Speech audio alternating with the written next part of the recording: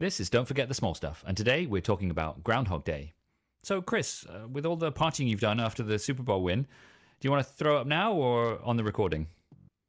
I think both. Who could go for some flapjacks right now? Me.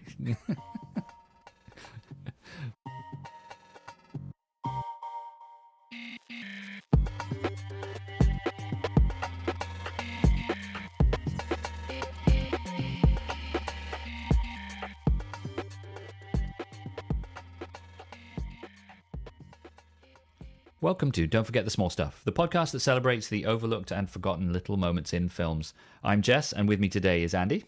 Hello. And back again is Chris. Hey. You can find us online at smallstuffcast.com. We are at smallstuffcast on Twitter, Instagram, Facebook, and YouTube. And you can contact us using email at smallstuffcast.com. Also, our music is by Skeleton King. You can find more of Skeleton King's work by following the link in the show notes. So before we start talking about Groundhog Day, Chris, have you had a good week? Lots of Super Bowl celebrations? Yeah, amazing. Parade on Wednesday. I didn't go to the parade, but I watched it on TV. They estimated there were close to 1 million people downtown. It was a big party. The rest of the city went. It really is. Yeah, right. I was the only one. It really is. It's just amazing to be in a city that is directly involved in an event like the Super Bowl. It's cool to be part of a community where the whole country is kind of focused on you for that week, and to be the center part of the biggest party the country throws every year. It's cool. It's a great energy. People are, high-fiving at gas stations, getting gas. That's amazing. Wearing Chiefs gear, strangers talking to each other, that kind of vibe. It's fun. And then, when they win, it's fun afterwards too. Yeah. So do you, you've now experienced this, well, the Chiefs twice winning the Super Bowl and the Royals winning the World Series. How did they compare? Which do you prefer, the Royals winning the World Series or the Chiefs in the Super Bowl? It's kind of not fair. I'll go ahead and say the Royals, but it's kind of like saying which child do you like the best. And the only reason why I would say the Royals is just because anybody who knows anything about baseball, like the idea that the Royals won a Super Bowl or won a World Series is, I'm not sure that it happened. Like if you said, no, they didn't, that was a dream you had. I'm like, it must have been a dream because I don't think the Royals would ever in any universe be capable of winning a World Series. With Patrick Mahomes on the team, it's like, this is kind of crazy to say, and I don't 100% believe this, but I kind of feel it a little bit. With Patrick Mahomes in 5 years as a starter, they've won 2 Super Bowls and been to a third, and I kind of feel like they've underachieved. Yeah, okay. He's that level, that's what you're saying. Yeah, I mean, I wouldn't have to make a whole lot of crazy what ifs to get to 5 Super Bowls in 5 years. I really would just talk about 3 or 4 plays. Yeah. They've made the AFC Championship game every year. Every single year. Yeah, okay. And the 2 they lost in overtime. Yeah. Well, that says everything, doesn't it? But yeah, it's a thrill ride. So. He's your guy, huh? My guy, yeah. Yeah. Right, so before we get on to the main thrust of this pod, I just wanted to shout out and apologize for my assessment of aliens technology last time. I spent a good deal of the last pod ragging on the portrayal of future tech with current technology. I've spent a good deal of time messing with ChatGPT this week. It turns out that is mother. They did it perfectly. I take it all back.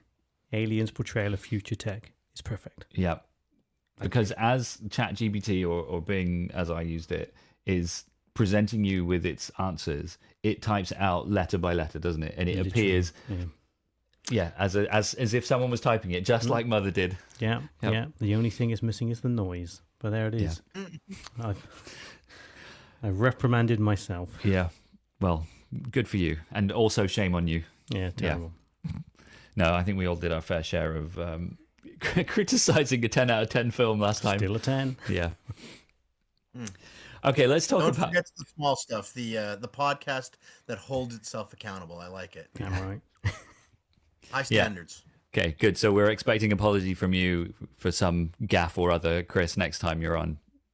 No, I apologize for everything. All right, let's talk about Groundhog Day, directed by Harold Ramis. So this is the second Harold Ramis film we've done on Don't Forget the Small Stuff after National Lampoon's Vacation. Before we get into the movie, I just want to take a minute to talk about the genre itself. First of all, I'm I'm blindsiding you with this question, so you're not going to be prepared. But as far as we are concerned, is this the first repeating day story put on film? Oh, the only other one that off the top of my head I can think of is the Tom Cruise film. What's it called? Edge of Tomorrow. I'm sure there are others, but I can't think of them. Palm Springs, one of my favorites. I love that one. There's a Happy Death Day. There's been several. Source Code. Source Code is amazing. Source Code, yeah. I think this might be created the genre, but I wanted to really quickly just a criticism of the genre. Okay. So Phil reawakens every day. He doesn't age, right? He's the exact same. Because we're to assume like he doesn't go through physiological changes. And so some people estimate he's there for 10,000 years. I mean, we know he doesn't, right? Because he dies and then he's alive again. Right. Yeah. Right. Well, making memories is a physiological change. It's creating dendrites in the brain. So he shouldn't have memories. So he shouldn't remember all of that. Yeah, but okay, no, I'm not having it, Chris. I'm not having it because it's, it's magic, right? It's supernatural. It's that's one of the great things about, and I was just about to say this.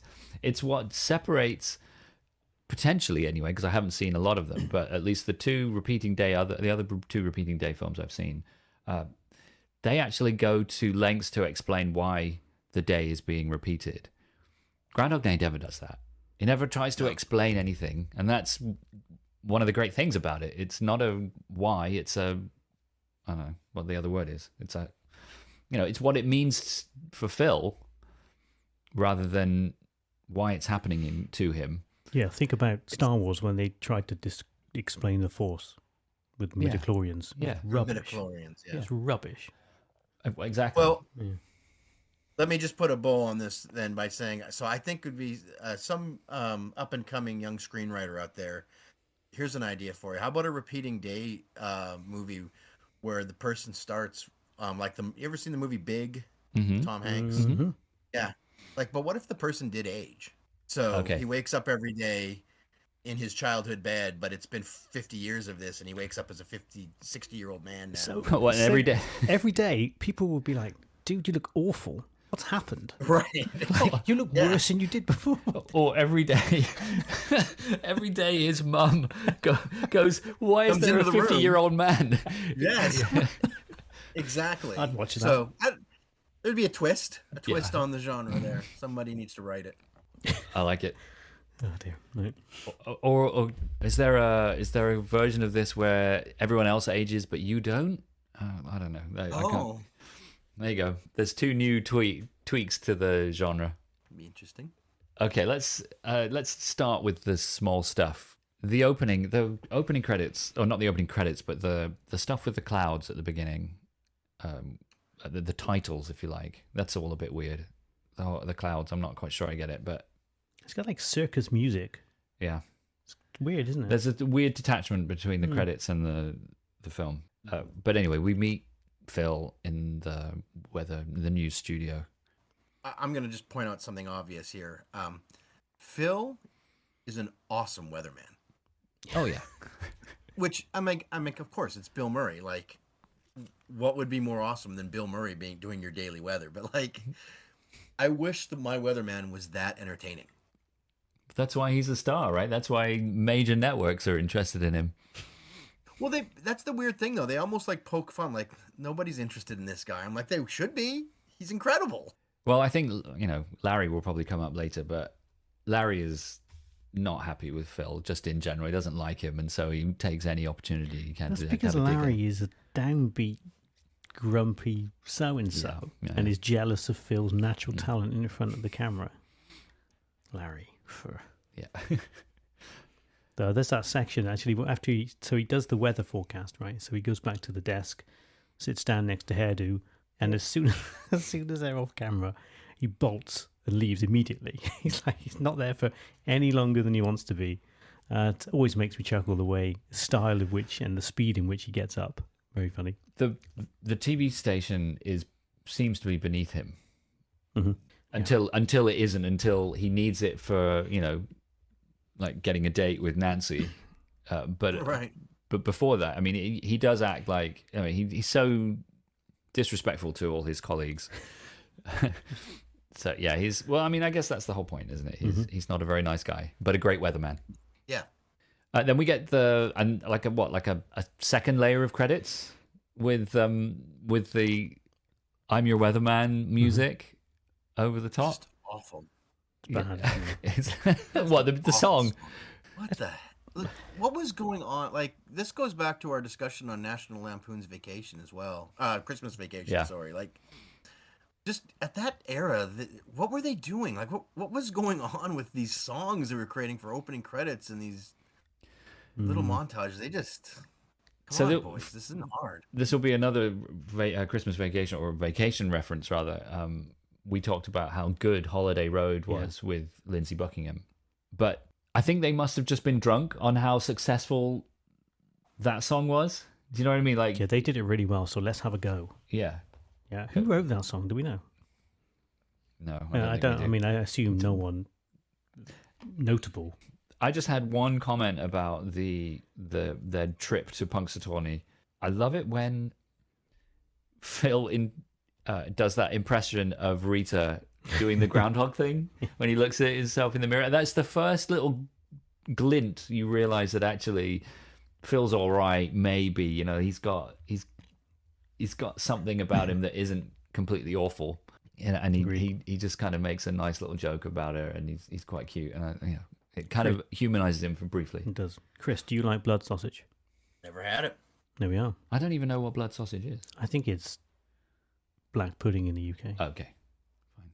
I think so. No, it's all right. We will move on to the first Groundhog Day. So he wakes up in his room with the now famous, well, I mean, it was famous at the time, I guess, but it's made even more famous by this movie, song playing on the clock radio. I have a note about right when he wakes up. Mm-hmm. So he's perfectly tucked into bed. It looks like he hasn't moved. Like, it looks like, first of all, I can't remember the name of the woman that runs the house, but Mrs. Lancaster. Mrs. Lancaster, she come and tucked him in, because, like, it's like a perfectly creased sheet at the top. He's laying flat on his back. Looks like nothing has moved. And so I checked. I wanted to check and see later on in the movie. There's the time when he breaks the pencil when he goes to bed. Mm-hmm. Mm-hmm. So he doesn't go to bed like that. When he gets under the covers, they're all rumpled and disheveled. So what's Phil doing in his sleep? So steady on about the pencil thing. Remember, the pencil thing has no bearing on how he wakes up the next day. How he wakes up the next day is based on how he went to bed the night before, the first night. Good point. Yeah. And it's so weird. I think it's an indication of how well he sleeps at night. Like, he has no remorse. He has no, I don't know, what, you hear the phrase often, like, how do you sleep at night? Like, because you're not a very nice person. He doesn't have that. He doesn't care. He sleeps very soundly. Thank you very much. Doesn't toss and turn. Mm-hmm. Yeah, thank you. Yeah, maybe you're right. Yeah, those sheets are creased though. I mean, he is tucked in. Mm-hmm. It's like he's swaddled, like a small child. Mm-hmm. It's strange. We get to meet Ned Ryerson for the first time. I just want to go back real quick. Okay. Just before we meet Ned, I just want to say how you've talked a few times in the past, Chris, about how there will be phrases from films that have seeped into your everyday usage, right? I think more than many, for me, if anyone says something about something is on everyone's lips, I always, like under my breath say, they're chapped lips. Chapped lips. I also need to point out real quickly too about when he wakes up in the morning. So apparently I'm fixated on his waking up routine. But they're in Punxsutawney and Pennsylvania. clock goes off at 6 a.m. Mm-hmm. and it's bright outside. Oh, yeah. Yeah. Yep. On the 2nd of February?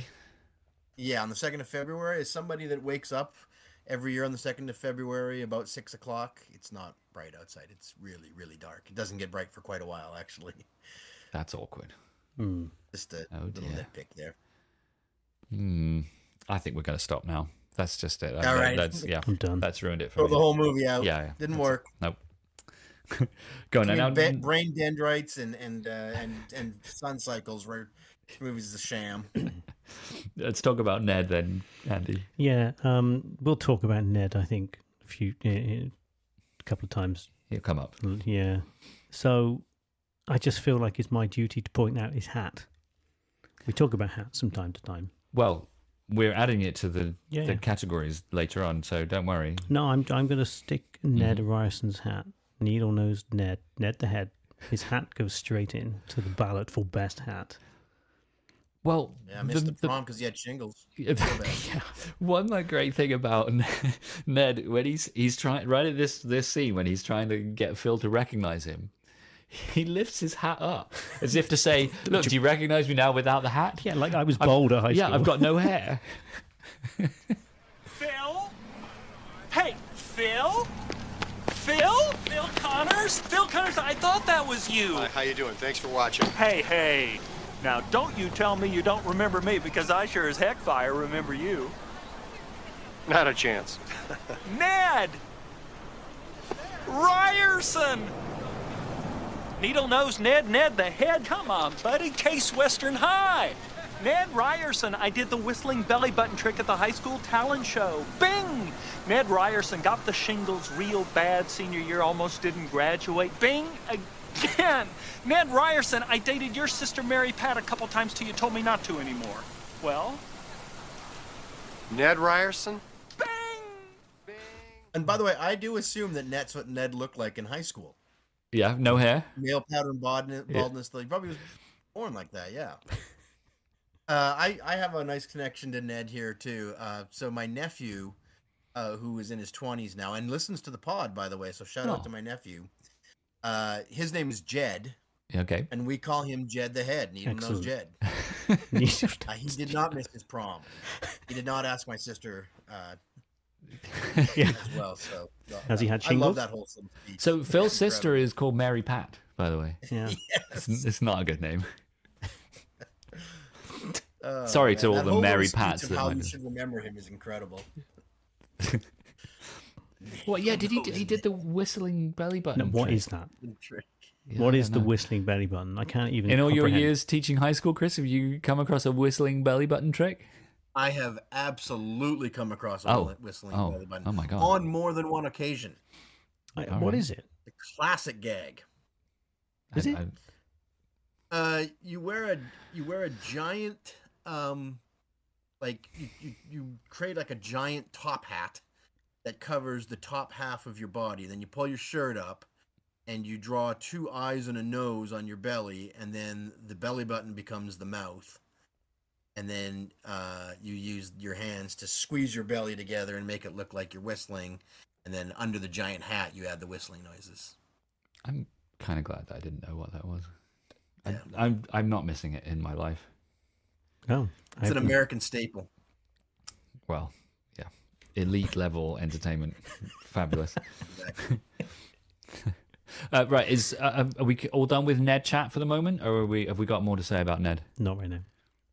Okay, Ned, stay tuned for more Ned chat later on potentially. Yeah. All right, then he's going to Gobbler's Knob to do his report on the Groundhog. I just wanted to comment on all of the guys on the stage with all the top hats. Yeah. They are all so happy. Everyone is so This happy. is what they live for. They are like the Groundhog Committee, and for 12 months of the year, they have been building up to this moment. They are so happy. Now, I don't want to make out that this is not as good as they all think it is. But Rita mentions that some of them have been partying all night. Yeah. What? They sing songs. They Get cold? Yeah. They go. Go to the fire. They warm up and they come back and they sing some more. Yeah. There's very few things that would make me party all night. Mm-hmm. This is not one of them. I don't get it. Like loads of is it that good a thing? I don't want to belittle it, right? But not even for a giant squirrel predicting the weather. I mean, even if Bill Murray was there, I'm not even sure I would. No, it's fair. And I do love his bit to camera at the end of that when he says, "This is one of the times where TV doesn't do justice." Well, I will go ahead and say that, Jess, you've had a foot in both worlds, so maybe you understand this a little bit. This is small town America we're talking about. Mm-hmm. That seems right. It fits to me. I think so too. Like if the small town where we went to college, Chris, was nationally famous for something, one day a year, it became not the center of American, but you know what I mean. The news crews from Des Moines and Kansas City would come together. Then I could understand the townsfolk would be they'd make the most of it, wouldn't they? Yes, I would think so. Yeah, so it's fair. It's because a fair very point. little happens in those towns otherwise. So yeah. I suppose I don't not understand the partying on the day. The like Groundhog Day Eve overnighter. I'm not buying it. I don't know. Well, this is their Super Bowl, man. that's right. I mean, clearly it does happen on a yearly basis. Maybe I should do some research before criticizing. I don't know. I feel like, I mean, at least internationally, nobody knew about Groundhog Day until this film came out, and I'm sure it's Punxsutawney is probably properly invaded now. Yeah, I mean, my daughter's birthday is very close to Groundhog Day, and I was very disappointed when it wasn't Groundhog Day. Right, and that's ridiculous, really. Mm. I was thinking all the Groundhog Day jokes I could do on her birthday. I think Andy will be doing another apology at the beginning of the next pod, by the way, but we'll just angry Punxsutawney residents. Yep. Yes, exactly. Up until this point in the film, right, it's just a regular old film. And as you said, Chris, the repeating day genre didn't really exist at this point. So if you didn't know anything about the film, I mean, I went to the cinema with my mum, I think, to watch this when it first came out. If you didn't know anything about it, I don't remember how I felt or if I knew the twist. But you'd be like, okay, this is just a humorous tale about a grumpy weatherman and Groundhog Day. But then you know something's up when he wakes up and the same song's playing and the... Can we just, before that, he goes to bed, and before he goes to bed, he has a shower in what I think is the worst shower I've ever seen. Right? Oh, I've seen some worse. It's like over a bath, and it's got a rail round, and the rail's wobbling as he's fiddling with the tap because it's cold water, and everything's moving at once, and the shower curtain's sticking to him. Anyway, he gets out, and we often talk about repeated lines. The amount of times I've addressed my mum as "Yo, mama," and she's like, "What?" And yeah, it's stuck in my head. And Mrs. Lancaster's response to his question about the hot water is amazing. So, there wouldn't be today. With no explanation as to why not. Yo, Mom, isn't there any hot water? Oh, no, there wouldn't be today. Of course not. That's silly of me. Sweet dreams. And that's And she what just I wanted laughs to it bring off. that up. Right? Like, wait, they're not in like the the deepest, darkest jungles that have not been civilized or habitated yet. Like, they're in a fairly large town. Why is there no hot water? Oh, there wouldn't be today. You don't have running hot water? That makes no sense. Well, their hot water tank is empty, I guess. There's been so many guests Specifically today. Yeah. Like, she knew already. Because they're busier. They're busier on Groundhog Day than any other day, right? No, I'm making excuses. Maybe, yeah. I don't know. The second Groundhog Day starts. So I don't know if I'm jumping ahead a little bit here, but I'm going to anyway. When he goes to Rita and says, "I need you to slap me," she does not hesitate. And she gives him a good slap.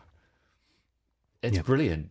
Like she's quite happy to hit this rather obnoxious guy in the face. Mm-hmm. It's amazing. Couple of things. So before he gets to Gobbler's Knob, he goes down to the restaurant, Mhm. whatever you want to call it there. And Mrs. Lancaster, she's great, isn't she? Yep. Do you ever have deja vu? No, but I can ask the chef. And, the little chit chat about the weather. And he's just a nasty man, isn't he, at this point? He's just cantankerous. He can't be bothered with people, or they're beneath him. I like that little exchange. Oh, it's so good. And she kind of nervously laughs it all off. It's really good. Can we? This is going to step a little bit on my category, but I'll try and stay out of the way. Mrs. Lancaster runs a pretty nifty little bed and breakfast. Yeah, apart from the hot water issue. It's Well, the excellent. hot water is okay, but Yeah. at breakfast she's got laid out looks pretty good. The room is amazing. It's an amazing room. It's like Yeah. it's a suite almost. It's Looks like it's in a Yeah. chateau as well. Yeah. It's like it's real nice, isn't it? Yeah. People hanging out watching Jeopardy in the afternoon. Yeah. Why are they doing that? I don't know. It turns into like an old people's I home, was doesn't gonna it? say It's exactly really that, weird. yeah. His room is so nice, it seems, that at the end of the day, he goes to bed at what appears to be 4:00. Yeah. That was my note. Like, does he go to bed at 4:04 a.m. or p.m.? That's not AM, is it? It can't be, but he's got the light on, so I wasn't sure. Like, was it dark out at that point? But maybe because the sun's up at 6, it probably sets much earlier in Punxsutawney. Right, yeah. You can only assume he's had an unfortunate day, right? So he's confused and would rather just forget about it. I don't know, Yeah, that's true. but I mean, he's taking some medication of some kind at that point. So Yeah. yeah. Then there comes like he is now kind of coming to terms with this repeating day situation, and the next day. Chris, did you have anything about the third Groundhog Day? Yeah, so only that the timing of it shouldn't work. Because on the third day, he speeds through the house. He doesn't talk to anybody. Oh, yeah. He runs out. And so when he gets outside and the piano teacher's crossing the street, Mm-hmm. he should be there way before that. He should be there way before, like... Because the movie definitely establishes that he doesn't change other people's routines. Yeah. The boy falls out of the tree, no matter what he does, and so yeah, like those people shouldn't be there. No, I know. It's a nitpick. I try and avoid nitpicking as well, but I think that one, because he doesn't stop to chat to the guy on the hallway. He doesn't stop to chat to Mrs. Lancaster. He's jogging down the stairs and out through the gate. And yet, there's the piano teacher walking by, and it's I noticed it as well. doesn't he go before he hangs out with the lads? Mm-hmm. He goes to see a psychiatrist, right? He has a medical exam. Yes. So Howard Where we Remus see our is the director. doctor. Yeah, and then he goes for I guess a psychiatry appointment or whatever you want to call it.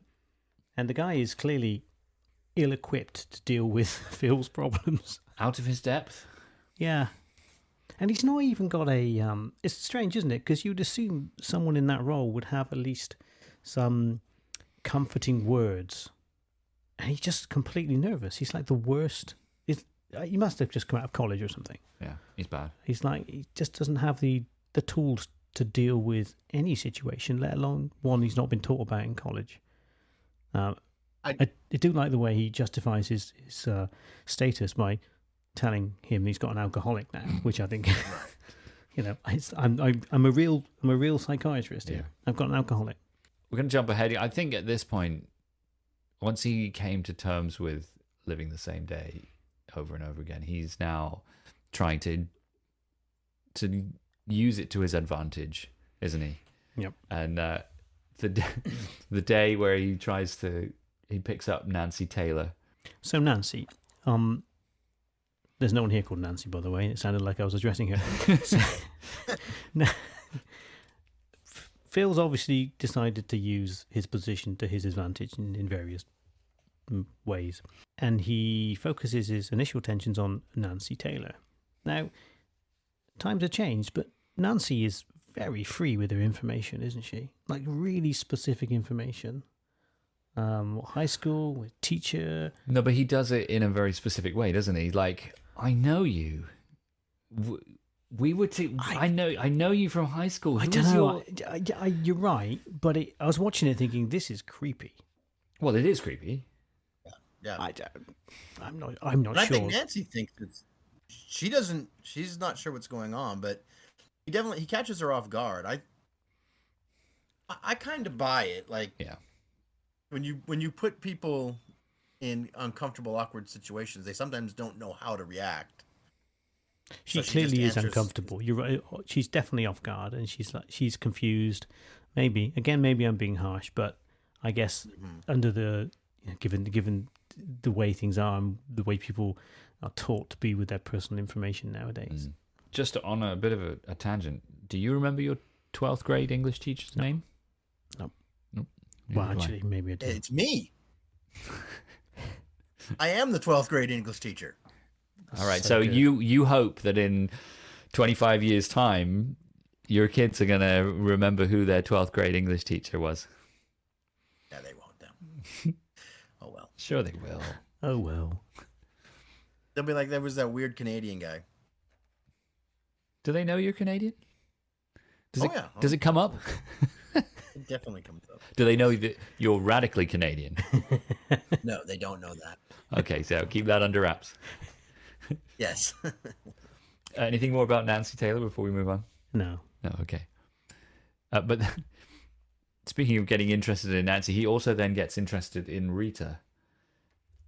And actually, it starts off quite nicely, doesn't it? Because he's just helping her out with stuff in the van, and he's like, "Tell me about yourself," which I think is actually not too bad. It's sort of softening Phil, isn't it? Well, No? I watch that scene that it's not. I don't think it's supposed to be genuine, right? He doesn't really care about her. It's it's pretty much. It might look a little different, but it's the same thing as Nancy Taylor. He's just trying to figure out what's the best play to get what I want out of this. Okay. Which is to sleep with her. So I think he's acting that way because he knows this is what it's going to take to try and woo her. No, that's fair enough. I mean, I guess what happens next is, backs that up, doesn't it? He's absolutely planning this down to the last detail. Yeah, because he's making mental notes as he goes along, and she Yeah. sort of calls him out a couple of times. No white chocolate, all this stuff, and it is. And he It's discerning, really, isn't it? He's just building up a checklist of things he should and shouldn't do. he doesn't like that drink that he orders, the sweet vermouth with a lime twist. He doesn't. He makes a face when he drinks it, but yeah, it's completely disingenuous. It's a play. When he makes they say a prayer for world peace. Oh. And his face when he says, "Oh man," he's like, "Oh, it's so horrible." Listen, I just need to say this, and apologies to anyone who kind of feels strongly about this, but when she says, "I like to drink to world peace," oh my god, that is so lame. It's like it's the old stereotypical like beauty pageant. Like, what do you wish for? And then they always say, "I wish for world peace." It's that kind of thing, isn't it? It's just like, oh, okay, bring a break. And she kind of makes a face at him when he's like, let's drink to the groundhog, which is like, that's not a cat. I mean, he is a cat and he's being a cat. She doesn't know it though. It's not a jerk thing to say. It's kind of nice. And she gives him a face like, What I about like world to say peace, world though? peace. Yeah. Why would you drink to the groundhog when there's war? And Because Right. toasting something or drinking to something really makes a difference, doesn't it? yeah, Right. every time. Yeah. There's a line in that little sequence too, by the way, that I love to repeat. Although I say it wrong. I always add an extra word that's not in there. When he asks her what she studied in college, and she says 18th century French poetry, and he's like, "What an I always say incredible. I always throw the word incredible. And he says, "What a waste of time." Yeah. This is about 1,000,000 miles from where I started out in college. You weren't in broadcasting or journalism? Believe it or not, I studied 19th century French poetry. What a waste of time. I mean, for someone else, that would be an incredible waste of time. It's so bold of you to choose that. It's incredible. You must be a very, very strong person. I love that line. There is something about that line that always makes me think of you, Chris, and I think it must be because you reference it. Yes, because when people say something, I'm like, oh, what a waste of time. But I always thought the word incredible. What an incredible waste of time. And I mean, not what he that's said. you're doubling down on how much of a waste of time it Yeah. was. Yeah, I So, love that line. Perhaps the king of all small stuffs happens in this scene. That scene opens at least twice with a waitress taking 4 enormous the steins. steins of beer to the Liters of table beer, yeah. behind them. And the table behind them is like these old dudes and like, I don't know, these old dudes' niece or something. They've all got these absolutely enormous like 2-pint beer steins that are just downing them. So here's my theory on that, because I chuckled on that one as well. I think if you're in a bar and you want a beer and you notice that they will serve you a stein of beer, so I think that's a litre at least, maybe more, you always buy it.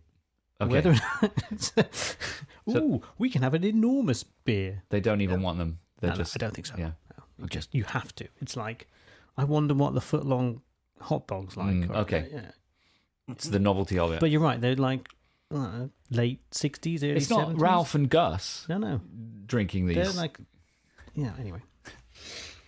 I can't go into any detail on this, but I'm just going to bring up real quickly too. There is, I've read it online before. There is a theory on the movie that the bartender, that he is also reliving the day, and I guess people interpret the way he looks. Because he kind of he looks Phil. disappointed at Phil, doesn't he? But He kind also, of shakes he his head. looks knowingly at times. I remember the first time I saw it, I was like, oh, is he in on it? Like, Yeah. he looks different to everybody else. There's definitely an online theory that he's also reliving the day. His pursuit of Rita ends with an amazing slap montage. I've got nothing to say about it except that it's an amazing slap montage. Mm-hmm. How many times did Bill Murray have to get slapped? I mean, I know there's what they call like stage slaps, but These aren't them. he's making some contact with them anyway. I'm not 100% sure if this fits in exactly right now, but I'm going to go ahead and go just with this point. Obviously, this movie's 30 years ago, or more than 30 years ago. And so the lens when we look at this stuff has shifted. There's some pretty creepy stuff with Phil and Rita in these scenes. Yeah. Like when she's going to sleep and he's like, I won't touch you. Pause. Much. I'm like, she's sleeping, dude. Like, that's just creepy. She's pretty adamant she doesn't want to be in the room and she has to go, and he's hands all over her. Like, watching that stuff now, it's funny how things have changed. I was watching this with my wife, and we were talking like, it's like the lyrics to Baby It's Cold Outside, where she wants to go and he's saying no. And it is creepy, isn't it? Like you say, the lens has shifted somewhat, and now it made me feel uncomfortable. The understanding we all had back then, that was wrong, by the way, and that we've come to realize isn't true, right, is that she really doesn't mean it. And that, obviously she wants to stay. What woman wouldn't want to stay with me? And so it's right for you to go on and be persistent, because it's all just an act on her part. And it's times have changed, and For the better. Watching him, I cringed. Yep. He does eventually give up his pursuit of Rita after it goes wrong many, many times, thankfully. Mm-hmm. And then it's the dark portion of the movie, isn't it? From Phil's point of view, anyway. Kind of like this bit. Yeah. Yeah, it's funny. So one of the earlier scenes in this is when he's watching, we mentioned it earlier, he's watching Jeopardy in the lounge, in the old age people's home, that is the lounge.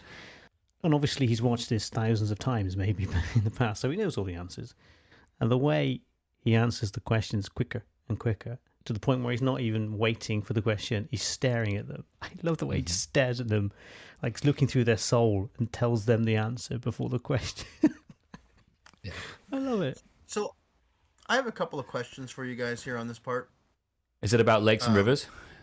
No. So, because you guys have already corrected me once, right? Like that when he goes to bed, it's how he was on that original Groundhog Day. Mm-hmm. So why does he look disheveled? Probably because he hasn't showered. He hasn't bothered to brush his hair. He's given up, Chris. He's not looking. I mean, I appreciate it's only like a day's worth of not looking after yourself, but he's just not bothered anymore. Yeah, it's a good point. I mean, he's cynical at the best of times. Even when he's happy, he's cynical. So it's not like he's wearing a smile earlier in the film, which makes him look younger and happier. It's got, I can only assume it's just because he's decided he can't be asked to do anything. Looking, with anything. He just literally rolls out of bed. Is he in his pajamas when he's watching Jeopardy? Probably. Yes, I think he is. Yeah. Yes, he is. Yeah, maybe just rolled out of bed and just downstairs to watch Jeopardy. I don't know. And then in the same section too, I love the way Larry says he's out of his gourd. And it goes high pitch on the last word. Yes. So we see him breaking the clock radio thing several times. Yeah. In different ways. And there's one, and I had to do a little bit of investigation because I was curious. When he picks it up and then throws it down, like quite dramatically, and then you see the pieces of it, it's completely destroyed. It's like 100 pieces. I'm thinking, nah, that wouldn't happen. So apparently what happened, he did it, and it barely broke. Makes so sense. the crew came along and smashed it with a hammer. And I think they overdid it. They might have overdone it a little bit. Especially because it's still like making a noise. Yeah, you can still tell what's the song. Mm. Then he steals Phil. So I don't know. Maybe I'm going overboard with this stuff because I have all kind. This is what I love about movies like this, though. I love diving into all these questions that really can't be answered, and they don't try to. So there's footage of people after Phil dies, right? Yeah. Like there's Rita and Larry identifying the body. Mm-hmm. So what are we assuming? What's going like? Does the day continue for everybody until 6 a.m.? I don't know. Or are they different threads? Is every time he's waking up, is he creating an alternate timeline? A new alternate timeline that goes on forever, or does it reset for? That's. It's a really good because question. they showed people alive after he was alive. That's what it made me wonder. Yeah, no, it's true. I think I don't have a theory. I'm just thinking off the top of my head. Yeah, I think it just resets, but no one knows about it except for him. So, because if it doesn't, that changes things. That means there are moral consequences for his decisions. Well, I guess that's true. But also, I would say this is. I'm sure there are many, many theories out there that I have not looked at, but there must be a theory that this is actually just an internal thing he's going through. Like this is inside his head. It's like a vision, but you know what I mean? Like this is purely psychological thing that he's going through. He doesn't learns explain how a to lot of things. Play the piano. Like he's I was going to say, that's true. Skill. All right, that's a good point. And his ice sculpting.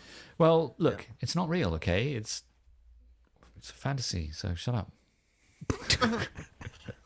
Anything else about the darkest timeline, the suicide montage and such? I do like the toaster. Oh.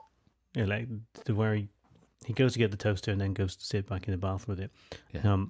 The way he walks down to the restaurant, picks it up, doesn't say a word, doesn't look at anyone really, then plugs it back in the bath, but doesn't take the toast out. It's still got bread I in it. appreciate that. Yeah. Only to say that, and this is and people that have looked into the background of this movie I'm not saying they don't know. They had a lot darker stuff planned. Oh, I'm not and surprised. wrote. And they decided not to do it. Like they had some pretty awful stuff to show that there were no consequences and how far he had fallen. But what they thought once they've never filmed it, but they wrote it, and they're like, if we do this, people will turn against Phil and won't come back. Yeah. And then we won't be able to achieve any kind of. He can't. So taking him to places where he can't be redeemed from. Yes, Yeah. exactly. Because, and if you think about it, I mean, I know there's sort of talk about how long he'd been in the loop, and I've read 10 years or 10,000 days or whatever. You think you're gonna do some dark stuff, aren't you? and we see the tip of the iceberg. And you're right, Chris. I read some stuff about some of the things that they'd planned to do, and it just wouldn't fly. You're right. You lose the audience to this guy. He'd suddenly become this unrecognizable character that you wouldn't root for in any way. So yeah, good call on that, I think. I do want to share a real quick story here. So I showed this movie one year in summer school. Mm-hmm. And when we were done, I had a writing assignment that I wanted the kids to write about what would you do if you had no consequences like Phil and you could do anything in your life. And these were summer school kids. These are kids that, were struggling and probably life wasn't going all that smoothly for them in the first place. And I was kind of hoping to get some uplifting, inspirational kind of stuff. This is after they've seen the film. They've watched the movie. Now okay. they're going to write about what would you do with eternity, which is a question they ask in the movie. And though I just remember the one boy that wrote, I would steal cars. Nice. Wow. Dream big. That's what he'd do with eternity. Yes. Yep. So. Oh, poor kid. Yeah. I wonder what he's doing now. The biggest dreams. Yeah. Stealing cars? Yeah. Yeah. Well, he's probably in jail, right? If that was his dream. Depends how good he is. Yeah, well, quite. Yeah, well, lucky for him, he can live his dream. You get really, really good at stealing cars, though, if you did it You every get it day. wrong once, it's all over. You're in jail. Probably. No, because then you live the day the same the next day. Yeah. Oh, that's true. Go steal the same car. Yeah. And just do it right next time. I have questions, but not for now, Chris. All right. So what changes with Phil, like, at this point? Like, how does he get out of that really dark phase? What is the thing that turns him round? Does he just realize that this isn't the way to spend eternity? Yeah, it's interesting, isn't it? Because we have that scene in the diner where he explains to Rita that he's a god, or tries to explain. And when I watched it, it's my feeling is that that's the first time. That's the first day he's decided, you know what, this isn't working. I need to do something else. I need to try and talk to somebody about this in a meaningful way and try to be sort of eloquent about it. And that's I don't know what would trigger that decision, but I guess you can only do dark stuff for such a long period of time, and maybe, I don't know, why not do something else? Yeah, that's ultimately it, isn't it? Well, I think it's one of the reasons why the movie is so resonant with people, and even to this day, and why one of the interesting things about it, there are so many different religious factions that claim this movie as their own, and it's the lesson that Phil learns here in this moment. And I know one of the things you guys love to talk about, both in podcasts I've been on and I'm listening to other ones I haven't been, is you always like to talk about when movies show don't tell. Mm-hmm. And so they don't have a moment where they tell us he's figured it out. They just show us. They show that scene with Rita where he realizes that he doesn't want to sleep with her anymore. He wants to have an actual, real human connection with her. Mm-hmm. And once he realizes that that's what life is all about, is these real connections that we make with each other, then that's where the movie moves into its last half. There's the great scene where he's in the diner and he's hearing the music playing, and that's like, that prompts him to go and get the piano lessons. There's a guy in the booth behind who's wearing a terrible red hat. Yes, red hat. Awful. Wrote that down. It's really bright red. And it's very red. Big, and that's poor choice. Yeah. Good. And his hats. Excellent. I maybe have jumped ahead a little bit. Was there anything you wanted to say about the day he spends with Rita, where they try just and the line at the end of it? This movie, mostly, it's all the right notes with me, and is, to borrow a term, definitely a rewatchable. But at the end of that, when they spend that really perfect day together, and he's not trying to sleep with her, and they're laying in bed, and he says, "Gosh, you're an upbeat lady." It just doesn't work for me. It's such a weird line. It doesn't sound right coming out of Phil. Yeah, I get what they're going for, what they're trying to get here, but I don't know. I think Bill Murray's a really, really good actor, actually. That line, it's a hard line to deliver, isn't it? Yeah. Maybe George Lucas wrote it. Maybe, yeah. Sole contribution. Then yes, so I did jump ahead a little bit when I was talking about the piano, and so Phil tries to become his best self. He does. I do like the piano. It's not the piano scene, is it? But when he goes to the piano teachers for the first time, I love the way she kicks her existing pupil out so quickly. Yeah, she kind of hustles her out the door and slams the door. It's because she's so polite at that up until that point. Until $1,000 is. Well, no, I'm with a student, and yeah. It's very good. Yeah. Well, So, his dad was a piano mover, by the way. I love that line. Do you like the way later on she claims credit for him being her student, even though she's only met him one afternoon, one day, and he's gone to. I have a note about that. I think actually, again, and I hate to nip. I sound like I'm kind of. No, it's all right. You're taking Andy's role from the last part. Yeah. Sorry about that. Yeah. I ruined it for everyone. Because she says he's my student, very proud. Like, there's no way that she would think he'd had one lesson if he showed up and could play like that. Like, clearly he's lying to you. What is she teaching him in that one lesson? He's a better pianist than she is. Yeah, he's like Rachmaninoff. He turns up and suddenly. If somebody can play like that and they said, "Hey, this is the first time I ever played," I'm like, "Well, you're lying." Like, that's okay.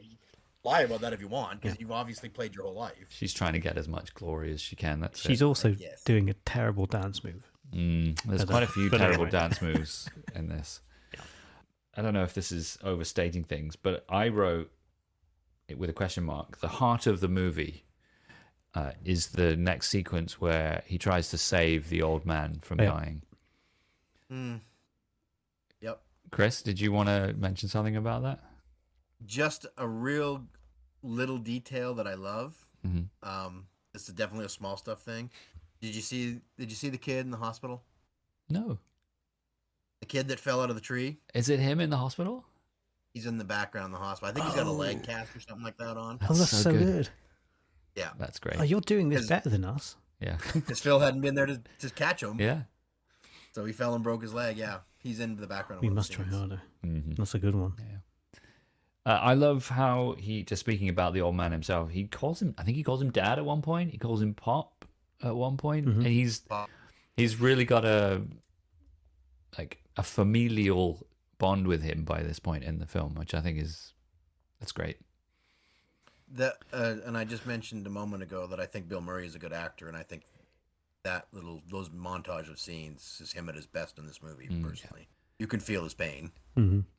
And then starts the last day, the last Groundhog Day, when he gives his speech. He has everyone in absolute raptures, whatever the expression is, and then he goes off to run his errands. There's a couple of things here. So, my favourite errand of his is the tire replacement service. So, within seconds of them stopping the car, the jack is engaged and they're going up and down, and she says, "Oh, it's an earthquake." I love those three women in that car. I think they're wonderful. They're so, I don't know, they're kind of locked in a picture of 40, 50 years ago when this might even happen. And when he says he's from, I don't know, the Auto Club or something, whatever he says he's from, they just buy it. Just let him get on with it, and they're enjoying the ride. I love those guys. One of the women says he must be from the Auto Club, because all he says was, "I had the jack, had the tire, had the jack, no problem." So I think my favorite scene, actually, I guess the whole party and the bachelor auction, I would put down as my favorite scene in the movie. I mean, from a purely entertainment level. Larry is now hanging out with Nancy. Larry is a piece of work, isn't he? Yeah. And they go to the he does that awful thing with I'm just going to leave a tip, and then he takes half of it back, and they walk into where the dance is happening, and the little dance he does. Oh, it's horrid. It's so bad, but it's so horrid. good. It's horrid. It's Larry. You see the real Larry there. Yeah. He asks Nancy if he'd like to see the inside of a van. Like, not even. It's like, what? Is that how you talk to anyone, let alone women? I mean, you talk about how things have changed in 30 years. You imagine asking anybody, would you like to see the inside of a van? Yeah, really? No, I'll give that a miss, thanks. Who And says this movie yes to came that? out after Silence of the Lambs, so But I also want to mention how when Larry goes up on stage for the Bachelor auction, it's just so good. The music that they play is so good. His slow spin is brilliant. And Buster goes, "What are my bids for this guy?" yeah. Oh, his face when he sees who's won the bid. It's like, was it 25 cents, was it? Yeah. 2 bits, yep. Oh, Larry. I have one follow-up question. Would Phil ever be able to explain to Rita what happened? We're assuming that they live happily ever after, they rent a place in Punxsutawney, whatever. Can he ever explain to her what happened to him? Yeah, do you even risk trying? Do you try? Because I think if you try to explain, you sound like a crazy person. Mm. So, the video that I was watching was through AMC Plus, Mm-hmm. and they had like little show notes going along with it when you watched. And at the end, that one of the show notes said that they had a sequel planned, where it's February 3rd, and Rita starts repeating the day. Oh, my goodness! I think that would have been quite cool. I like that. Then, and if that happens, then they can share notes, right? They can. Right. Problem is, it doesn't work because Rita's perfect. Right. What does she learn? What does she get out of it? Yeah. Ice sculpting. No, I do remember like watching this movie and thinking that what you just said though, Jess, like if he didn't explain it to him when he knew it was going to happen, he never can say anything ever again because it would just sound crazy. Yeah. Although I guess he could show that he knows about everybody, but I mean, he did it once. What really sells her, right? But what really sells her is his ability to be like, the guy's gonna drop the things, and then he writes down what Larry was about to say on the napkin. Yeah, that's true. That's what sells it. He can't do that part of it anymore. Yeah, it's a risky move, isn't it, to try and explain? But how do you not share it with someone? Like, how do you go the rest of your life? He's done it for however 10,000 days or whatever it is. All right, we will take a break.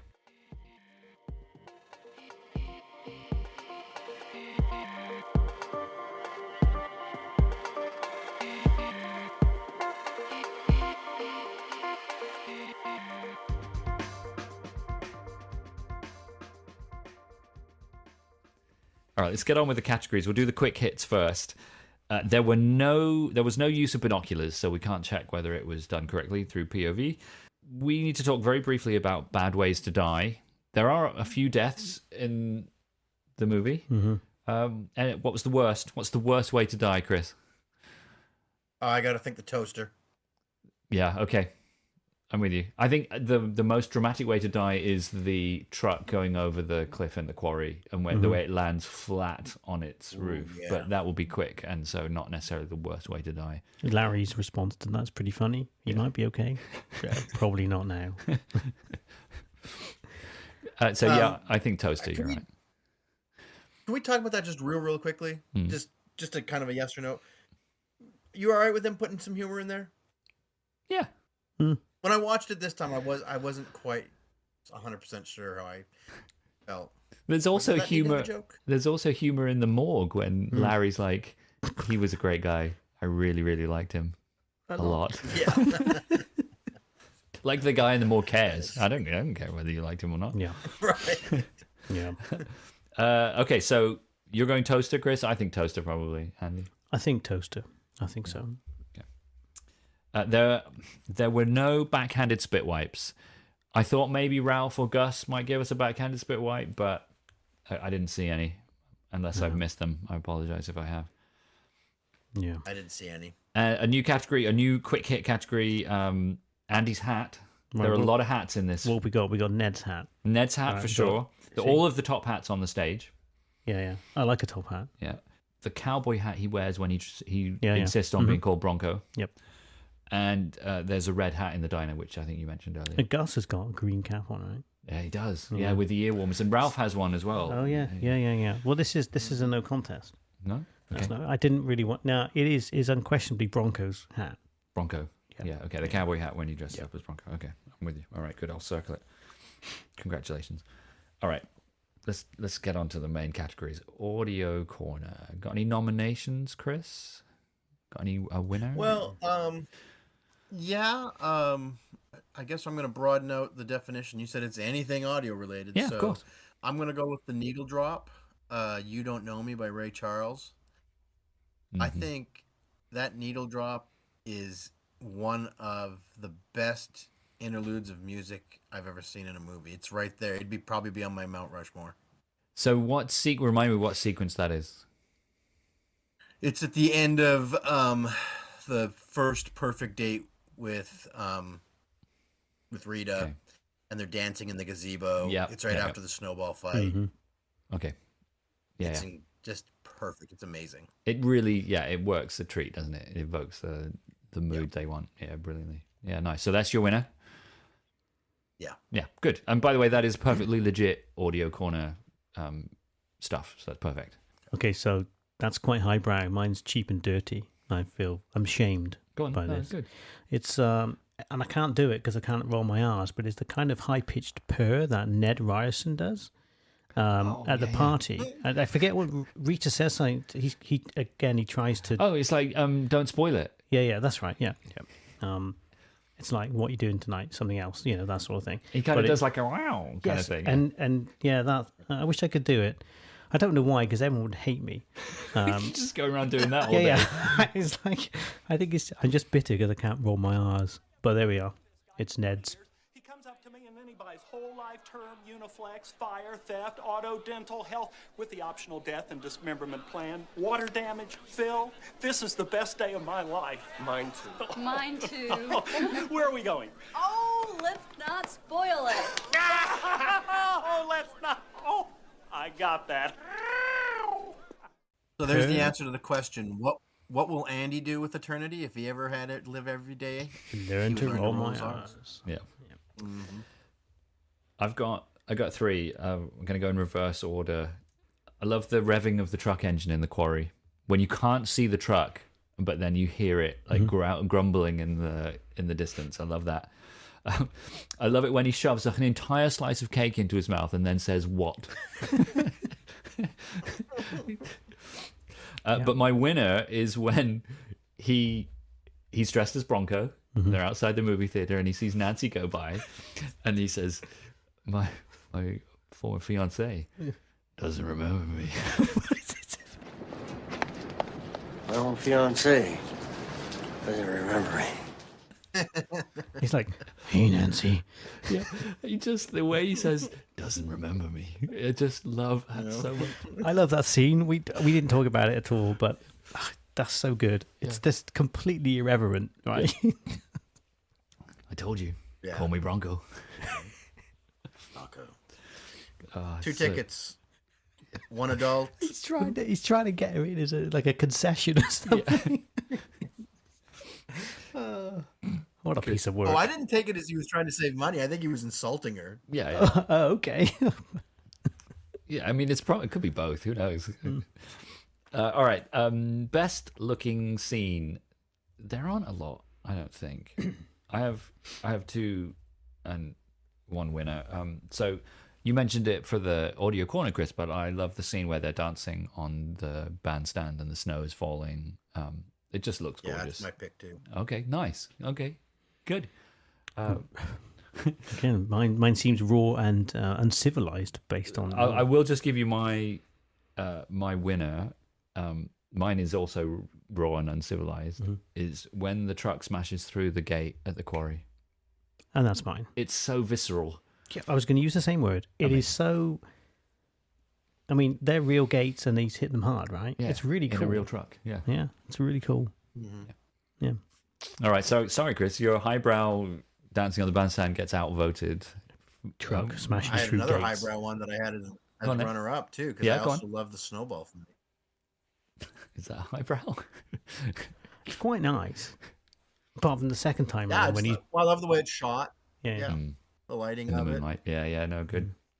His second time around, he's being super weird about wanting to adopt the kids, and it's not so much fun then. Yes. Are any of you up for adoption? Yeah. Quick, kids, run away from this freak show. Okay, Monsieur Mendel Award for our favorite incidental character. So depending on how you look at it, there are hundreds of incidental characters or very few incidental characters because everybody has a little part to play in Phil's journey. But I think there are a lot of incidental characters. Any honorable mentions? Anyone? The bartender. Yeah. He's on my list. I've mentioned they're credited as flat tire ladies or women, I think. Okay. Those three women in the car. I like them. Psychologist? I don't like him though. I think he's a good character, but I think I don't like him. It's rubbish. Yep. The man in the hallway? Do you think it's going to be in early spring?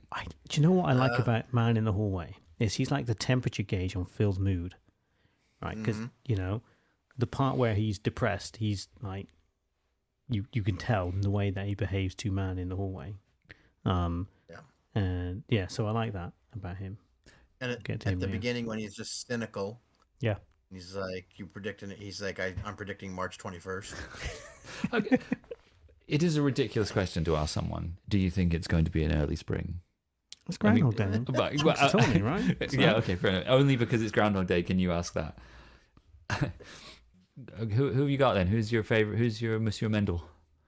I mean, I think it's an all-timer. It's Ned Ryerson. I mean, we all love Ned. I haven't chosen him because I think he's not incidental enough. But maybe okay.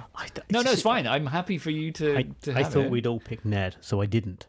I mean, we could almost change the category to the Ned Ryerson Award for favorite. Mm-hmm. We're not going to, by the way, because Monsieur Mendel is an all-timer. But anyway, yeah, mine's Mrs. Lancaster.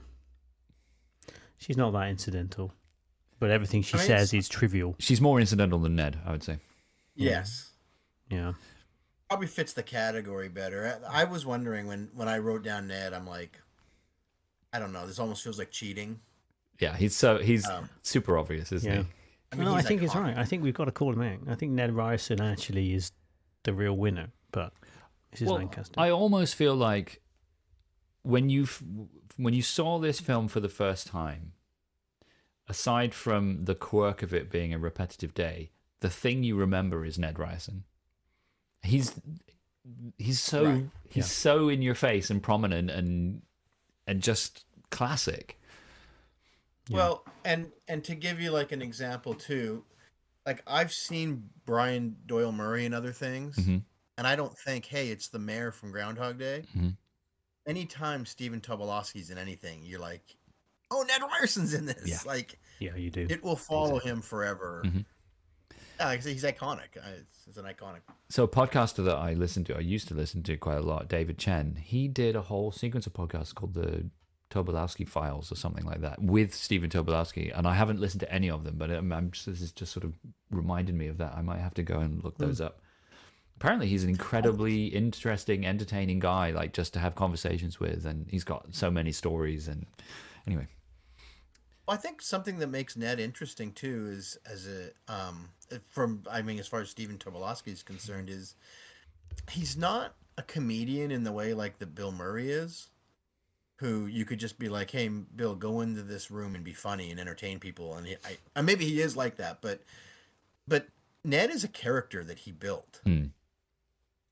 And I can imagine, I bet he spent a lot of time thinking about the nuances of how he would present this character, and like every decision he makes in this movie seems to work. Like it's just, yeah, it's he's an actor doing something funny, not a funny guy acting. Yeah, that's great analysis of Ned Ryerson. Love it. So I am going to pick Ralph as my Monsieur Mendel Award winner because he's not Gus. He's not as prominent as Gus. But he's obsessed with flapjacks, and the way he tries to get into his car is one of the funniest bits in the whole movie. When he's trying to, so you have to jiggle the handle, and it just falls over. He's great. I love Ralph. So I give it to Ralph. Chris, Ned Ryerson for you, and Andy, you're giving it to Mrs. Lancaster. Indeed. The best location in the film. Simply because I want one near where I live. It's the diner. The Tip Top Diner. Yeah, I want to go someplace where someone will wait on me, bring me coffee and donuts, and I could just sit there all day and do whatever and just eat and drink. Yeah. It's not a thing in England, really. Not so much. So, yeah. No, I've got Tip Top Diner written down. It's not my winner, but it's on my list. I went ahead and went with Phil's room. It's a great room. The fact that he's got it like a little skylight that he keeps the ice cream on the window, it's great. It's got a great view, right? When he opens the curtains at the end and sees it's tomorrow. It's wonderful, right? Got like a little, like you said, it's a suite. There's a little sitting area there by the fireplace. Yeah, the fake fire. He calls it a fake fire at one point, doesn't he? Yeah. He does call it a fake fire. So I am choosing something for the name only. Gobbler's Knob. Fair. That's it. It's as simple as that. I don't care about Gobbler's Knob, except that it's got the most amazing name of all time. It's worse if you interchange the word. Yeah. All right, stop Nope. it. Stop it. All right. Okay, what souvenir would you like from the film, Christopher? This is easy. I'll take the clock. It's almost a Ned Ryerson level category winner, right? Yeah. I wrote it down, but I'm not choosing. I'm choosing something else because it's so obvious. I'm taking the clock. Yeah. And I'll tell you why. Because I'd use it. Right? Right. I always wanted one of those clock radios with the flippy numbers. The flippy numbers. And frankly, they're too bad, really, now. I mean, no one ever does those things. I just fancy it. I think, I would have it now. I like the analog nature of it. It's obviously not a digital radio. It is an analog radio. It is like a physical number flipping clock thing. I like it. I love that. You know what? I'm gonna just slightly change it.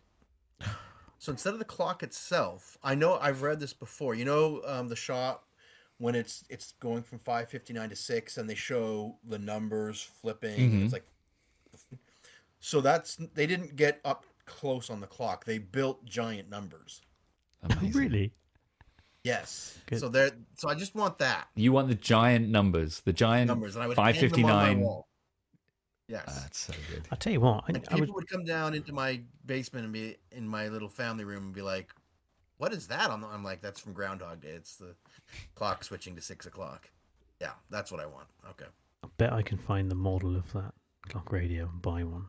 Stand by, listeners. Maybe not. That might be tough, actually. So I wrote down clock, but because in a Ned Ryerson style, I knew it was going to be popular. I am going to go for the book of poems that he's reading. It's called Poems for Every Mood, and it's just a nice looking book, and I'm not much into poetry, but I bet if I had a book like that, I'd probably give it a read and get to know poetry a little bit more, and I'd like that.